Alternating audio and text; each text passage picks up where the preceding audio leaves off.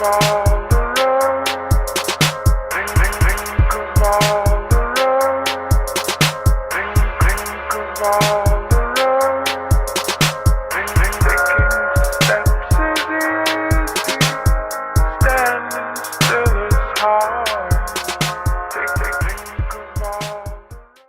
to the Orange is the New Black podcast. I am your host, Ace Boogie. I'm joined by my co-host, Them. Who they? Them, say what's up.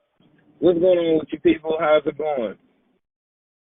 It's going pretty good, man. I don't know. Honestly, me personally, I'd probably say exhausted is what I am kind of feeling right now. Why are you exhausted, Ace? Off of the Steelers loss, or is it the people killing you on Facebook? What we got today? Not even the Steelers loss, man. I mean, yes, that in a sense, I definitely wanted to see us win. But I think what's exhausting to me, I think, are, I guess, segments of our fan base. And, you know, depending on what we do with this first pick I'm just honestly getting numb to it at this point because we've got 4 more months of this, and it's just going to constantly be in people arguing over quarterback versus Chase Young. And I'm just not looking forward. Like, this should be a time where, like you said, it's what a time to be alive, right? I agree with that take. Like, we are going to have the number 1 pick in the draft. We should be enjoying this moment.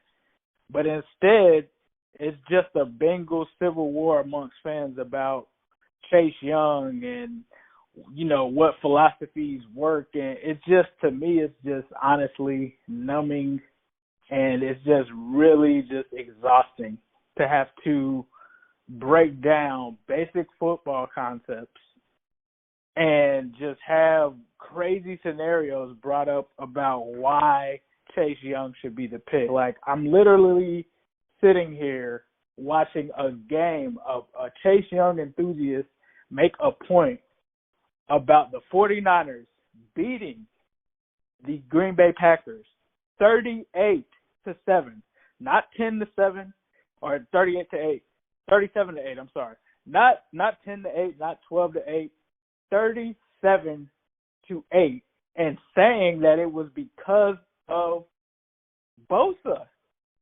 Like, Jimmy Bosa all of a sudden now is dropping 30 points now?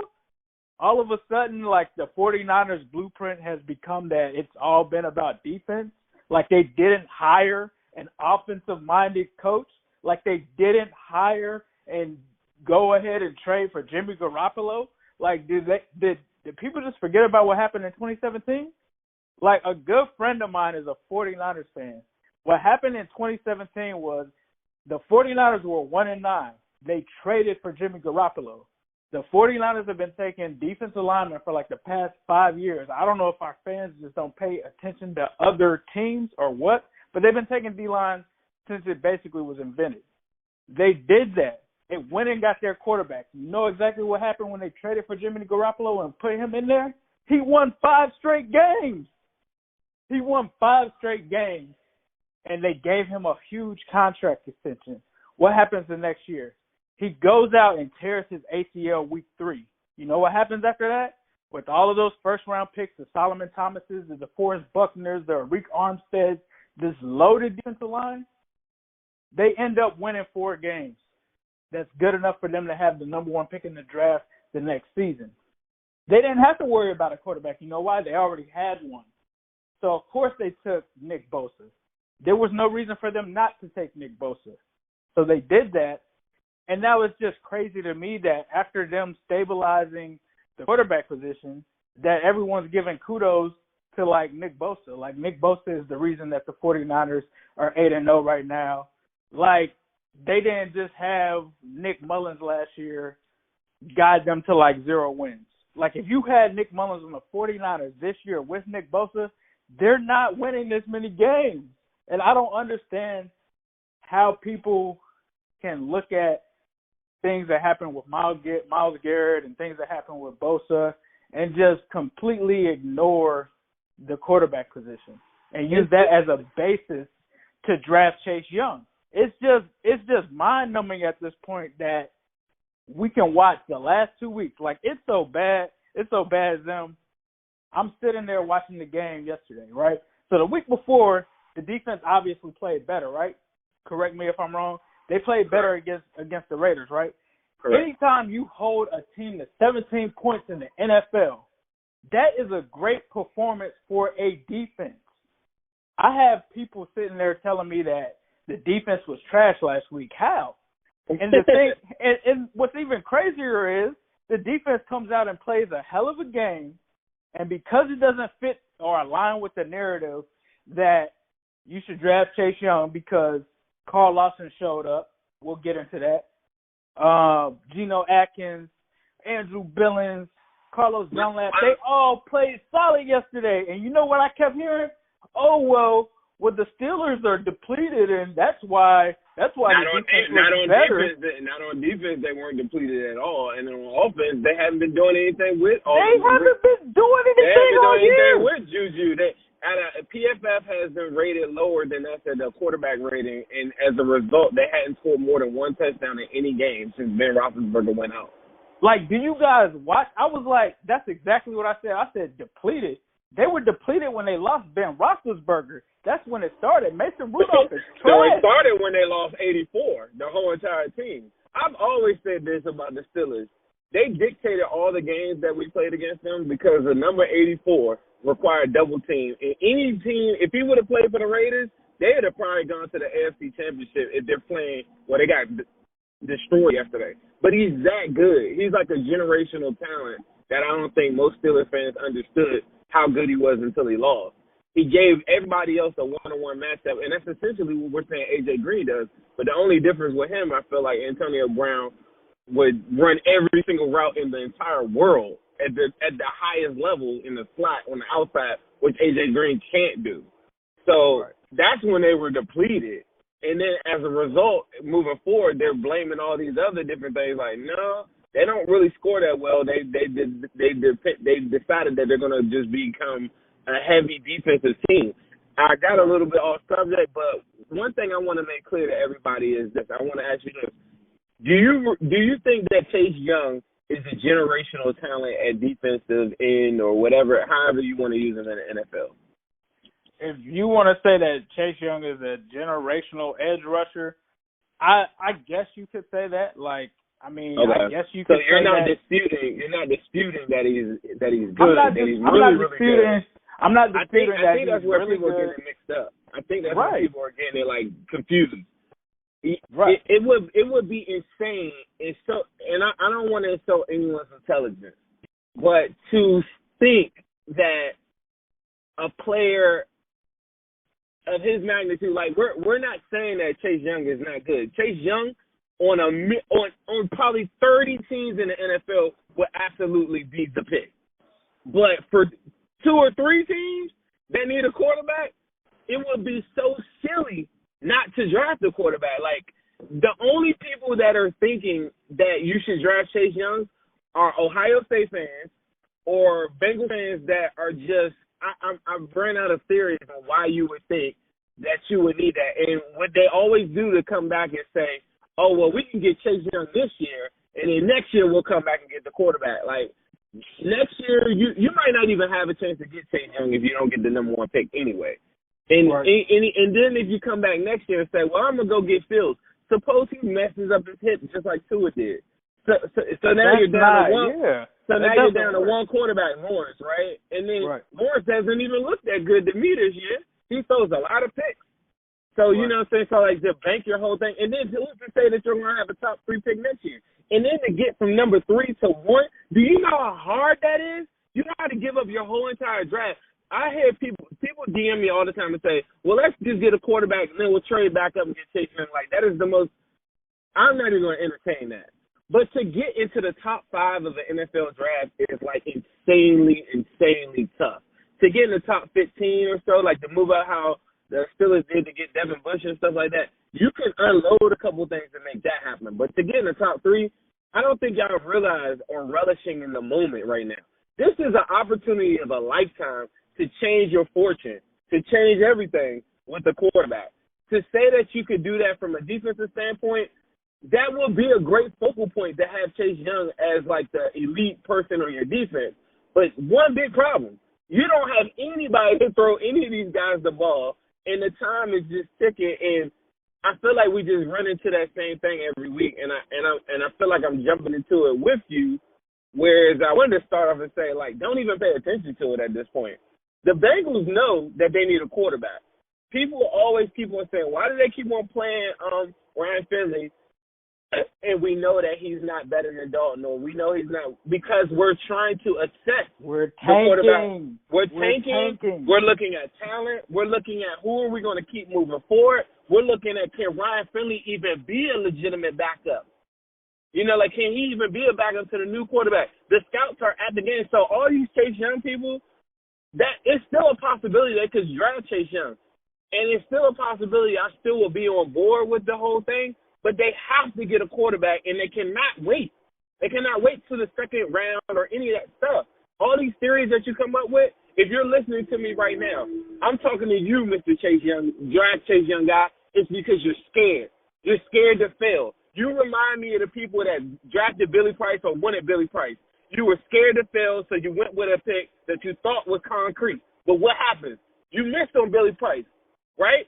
But all is not lost. You come back, now you have the opportunity of a lifetime to go do what you should have did then, because you should have drafted Lamar Jackson at that spot. You made that mistake. You watch Josh Allen. You watch Russell Wilson. You watch Kyler Murray. All these quarterbacks come and carve you up, but you're still hanging on by this one thread that says, give me Chase Young, give me Chase Young. No, you're scared to fail, and I'm calling you out, listener. If you're listening to this show right now and you're saying draft Chase Young, it's because you're scared.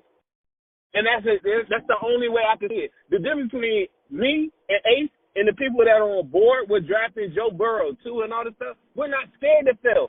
Say that the guy isn't who we think he is. I'll go draft another quarterback. There's nothing wrong with making a mistake. That is life. Like, football translates to life to me so easy. Like, that's why I love football so much. Because sometimes you have people that are scared to fail, and you have people that are just winners. We're winners. We're trying to win. And this is us crying out to you every week and say, look, this is the formula. This is the groundwork that you should be making to take that next step. But instead, you want to fight it because you're scared to fail. So you're trying to go with something that you feel as though is concrete. Say Chase Young gets hurt. Now look at you. You got no quarterback, and you tried to make an elite defense. You try to make a defense an elite, and injuries happen. The same thing could happen to the quarterback that we're talking about drafting. But at least we're scouting out the position. At least we're getting Ryan Finley acclimated to the system. Like, there is a plan in place.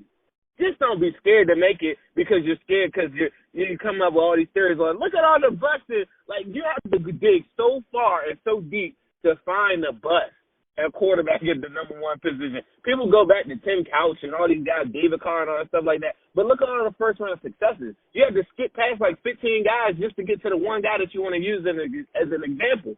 And all that happens is if you don't play into the player's strength, yes, they probably will fail. So I'm counting on Zach Taylor to not put Joe Burrow in a situation where he's asked to throw Pat Mahomes' long post patterns 15, 20 yards down the field. I'm counting on him to make a game plan in the best of his ability. Like the same system that they run at LSU, I'm hoping that Zach can adapt to that and make it a winning situation. So it's not just draft a guy. You know what I mean? Like, it's other things that come along with it. But all this stuff that I'm so tired of it. I'm a little bit with you. Like, when I'm hearing you talk, I'm just like, yeah, I am kind of sick of these people that are just scared to fail. Like, that's the easiest way I can say it, bro. Right, and it's just, to me, it's just honestly like ridiculous, like the lengths that these people are going to just take a guy like Chase Young, man. And it's like nothing is guaranteed, man. Nothing is guaranteed. They feel like that's guaranteed, and it's not. Right, I have people telling me that Chase Young is a future Hall of Fame edge rusher, and this man has not even. He has the potential to be that, but to act like he's just like Joe Burrow has no chance of being anything. You don't know that. Nobody knows that. And what's crazy to me is I'm hearing these people, oh, well, he's not a Patrick Mahomes and all of that. And you phony Pat Mahomes lovers, where were you 2 years ago? Where were you 2 years ago? None of y'all was talking about no Pat Mahomes 2 years ago. Nobody said Pat Mahomes was a generational quarterback. Nobody said any of that. So don't tell me what Joe Burrow can be or what is or what any of these quarterbacks are because you don't know. Point blank, period. You do not know. Let's talk about the game. Do you have any pros now that we got it off our little rants? I didn't even think I was going to have a rant today. Thank you for getting that out of me today. But, it's super silly, and we got a long way to go to get to April, bro. Like, can you imagine? Ooh, Joe Burrow, I do want to close out with this. Joe Burrow statistically is the highest rated college football quarterback statistically of all time. But yet people are questioning his ability of all time. Any quarterback you can think of statistically is the front runner for a Heisman Trophy, which means nothing. I get it. But statistically, in metrics-wise, Pro Football Focus has never seen a season like this. In every clutch moment, he wins the game, but yet people just don't want to win with us. Going to the game on Sunday, Ace, do you have any pros, any cons, any things that you want to point out besides Ryan Finley? Absolutely not winning the game? My God. Cons, Ryan Finley. I got to start there. This guy is horrible. This guy is pretty much like they couldn't score any points, bro. Like, honestly, Ryan Finley is not the answer. I think Slim Lowe might have been onto something when he said a few weeks ago where he said he doesn't even know if Ryan Finley can be the backup. I don't even, at this point, I don't know if Ryan Finley has an NFL arm at all. Yeah, honestly, truthfully speaking, the way that he's played, I mean, obviously it's still early in his quote-unquote career. He looks like a guy that could be out of the league in like 3 years. Like, he might get catch on a couple other places. He may be out of there. The positive things. Let's go. Kind of got emotional earlier, so let's go to the positive things, right? Defense.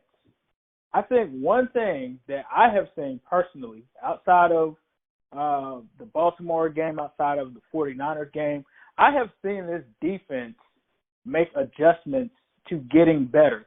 Are they amazing? No. But they're not making those same mistakes that I have continuously seen with them. And the thing that's really hidden with this defense is that, and they said it, I'm so glad they said it on live television yesterday, is that they're top 5 in red zone defense, right? So although, teams have been pretty much going, not necessarily going up and down the field on them, but since they haven't been a great defense statistically, one area where they've been good at is stopping people from scoring in the red zone. I also feel like we got rid of Preston Brown. And, yes, there were still some Steelers running backs that were able to do pretty well in the run game. But the linebackers, even though, I hate our linebackers, they haven't looked as bad to me as they were maybe 2 weeks ago. Man, they're running around. They're running around. Like Nick Vigil, like there's some guys like Pratt, like they're making some progress. Now, obviously, I would still pick a linebacker next year, sign one, and all of that. But I've seen the progress from the defensive coordinator with those adjustments. Defensive line. Andrew Billings has been having a really good year, and I feel like nobody's talking about it. Like, it's been, like, pretty much lost in this entire season. He finally gets his first career sack yesterday. Or not career sack, but first sack of the season yesterday. You also saw the D-line come to life. Carl Lawson is back, people. And I was definitely one of his biggest critics because I talked about how, he couldn't be healthy. He wasn't doing it. He's been healthy and hasn't been doing anything. You can see it. Now, one thing that I will say is he's not good against the run, which I don't know why they're using him in that capacity anyway. He's a pass rush only defensive lineman, but he's back. That seems to translate to Carlos Dunlap. I'm not trying to give Carlos Dunlap an excuse or anything, but that seemed to also help Carlos Dunlap over on that side as well. Defensive line really played well to me yesterday. Outside of that, I would probably say Joe Mixon still looks good. Tyler Boyd with a huge bounce-back game. Obviously, he has the fumble at the end of the game. I was going to say the huge drop, though. I mean, the fumble. I'm sorry. The huge fumble, but without him, I can't really hold him too harshly because he was the guy that actually put points on the board, right? It was almost like he forced the points to get on the board. Like He was just like, I'm just going to take this Ryan Finley catch. I'm just going to make 2 miraculous catches to get some points on the board. So big game from him, especially coming off of a game where he had zero yards last week, right? So good game for him. The con, obviously, on the flip side of that is him having the fumble. Outside of that, I would probably say those were my outlooks on the game. Obviously, it was a heartbreaking game, but what were some of the pros and cons for you? I'm pretty much I'm piggybacking off of everything that you got. I feel like the offensive line, with the exception of Bobby Hart probably having the second worst game of the season from him, I thought held up pretty well. The sacks towards the end of the game, Bud Dupree sack. Cordy Glenn pretty much whiffed on that, but had a pretty solid game. I can't wait to see the PFS scores on all that. But Cordy Glenn, I think, helped out a lot. I'm really as bad as people give the offensive line like the bad stigma throughout this whole thing. I felt as though that was the first game where I really didn't notice them most of the game. There were a couple sacks that they gave up, but the Pittsburgh Steelers pretty much have the top 3 defensive line in the NFL right now. So to give up 3-4 sacks to them, I mean, that's understood better than the 8 sacks that they gave up the first time. But the 8 sacks that they gave up the first time, this is the part where Ryan Finley, I think people are going to think that I'm just a Dalton hater, and I guess I am, if that's what it's going to be called. But I made this argument when we played the Steelers the first time that Dalton ran into like 4 of those sacks. I felt like Finley absolutely had nowhere to go on the sacks that he was sacked on. Dalton's sacks, in contrast, or in comparison, were about 4 sacks where he's just stepping right up into it, getting sacks, like, and just, I don't know, just not having any pocket awareness whatsoever. Ryan Finley didn't have pocket awareness when he was getting strip sacked, in a couple of different times that he fumbled the ball. I was not impressed with his game at all, but I'll tell you this, there are glimpses of what a better quarterback does, like just getting the ball, identifying a one-on-one matchup, just to throw it up to Teleboy and give him a chance. Like, he pre-read that perfectly, no safety help over the top. They were daring him to throw. It wasn't too many plays where they didn't have a safety single high look for most of the game. So there was an instance where he identified that. Just give your guys a shot, and we had the playmakers to do it. That's something Dalton was never doing. When Finley takes off and he scrambles and stuff, Dalton is a better athlete than Finley, but he's never scrambled. And in Finley's last game, he ran for more yards than Dalton did the whole entire year. So it's like these glimpses of just better quarterback decision making are what I'm looking forward to when we talk about next year. But the flip side is his arm strength is so bad. I can't even believe that he got drafted where he got drafted, for one. And then the other part about it is that, I mean, we're probably looking at 3 or 4, I think, pick 6 if you count the one from last week and then 2 from this week. He should have about 4 pick 6s right now if you add that up to the one that he had the first week. So it's just the arm strength. But it goes to show you, though, the defense played good enough against a very bad offense. My biggest pro is that if you just insert a quarterback into that game, then you're at least scoring 14, 17 points, I think more.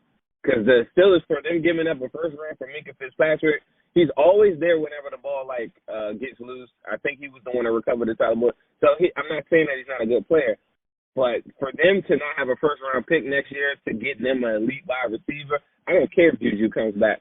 For them not to get, a number 1 and relying on Deontay Johnson, James Watson and stuff, I feel like they're in a lot of trouble with that. And Big Ben isn't going to come back spry and young and running all over the place.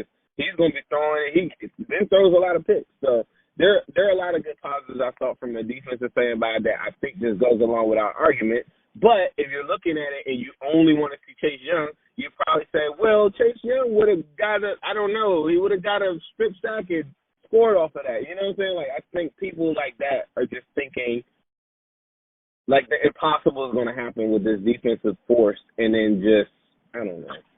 And the other thing is, I'm glad that we locked in the number 1 pick. That's my other pro. Yep, we locked in the number 1 pick. Another thing I heard was, how did they let the Steelers backup come in and do that? If you listen to our pregame show, we sat here and said, and I sat here and said, and I believe Zim backed me up on this, that the other guy was better than Mason Rudolph.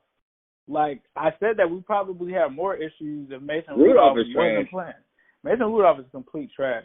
I'm glad you brought up the offensive line because this is where I bring it home, and this is where I also expose you guys as well. The number one thing that I keep hearing about not taking a quarterback is you have to have an O-line that can protect him and this and that and all of this. Okay, well, one thing that I would be actually willing to hear, especially coming off of a game like we saw yesterday and a game before that where we gave up 8 sacks, why aren't you stepping on a table for Andrew Thomas? I don't hear you guys talking about taking an offensive tackle number 1 overall. Why not?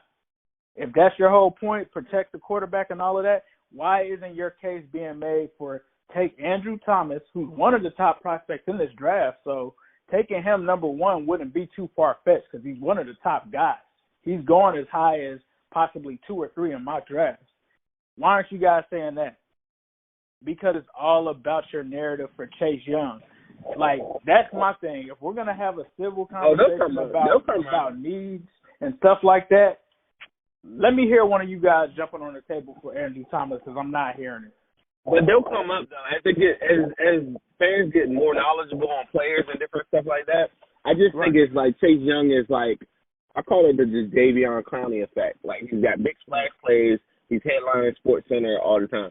So fans aren't really watching the other people around it. But as we get closer to the draft, trust and believe, the people that are scared to death of being wrong on a quarterback that will figure out any reason not to draft Joe Burrow will come with Andrew Thomas. That's coming. You're speaking that up right now, but it's right around the corner. Okay. Trust me, they just don't know it exists yet. But once ESPN starts to get into the draft and stuff, people start saying, "Oh yeah, let's go get a." See, it's funny. People are willing to miss on a tackle, miss on things that we missed on all these years. We didn't miss on Carson Palmer, and you didn't miss on Dalton. But for whatever reason, it's just like this. It's almost like taboo. It's like, oh, if I pick a quarterback and I'm wrong, I'm going to be wrong forever. Like, no. The Cardinals picked Josh Rosen, came back the following year and picked Kyler Murray. Like, it's not a big deal, bro. Like, this is 2019. Maybe back in the day, you give quarterback like 3-4 years to develop. It doesn't work that way. You give them boys like 8 games. And if he's not showing promise, I'll go draft another quarterback the following year. It's no different than you whipping on Cedric Wade and you whipping on all of these other guys. I mean, what's the difference? Exactly. Zim, was there anything that you wanted to touch on before we get out? Nope. And I want people to be able to send us questions for our show later on in the week. I feel like we're kind of getting – we're talking about the same things, I think, back and forth about how we feel about Joe Burrow and stuff. We want to hear from the people. We're encouraging you to come to Twitter. Please make sure you write directly to Ace at New Stripe City. Also write directly to me at Zim Hude. Also on Instagram, I'm Zim_Hude. Just come on there and ask questions directly on my page. You can DM me. I think it's easier for us to go through the questions when it's on Twitter. Send them directly to Ace. We'll try to answer some on Twitter, but then for most of it, we're going to reserve it. We're going to shout you out and everything like that for our next show coming up on Wednesday or Thursday, and we'll be able to answer a lot of your questions that you have. That is correct. So with that being said, you guys have a wonderful week. We will be back on Thursday, and I'll leave you guys with a Who Dey. Who Dey?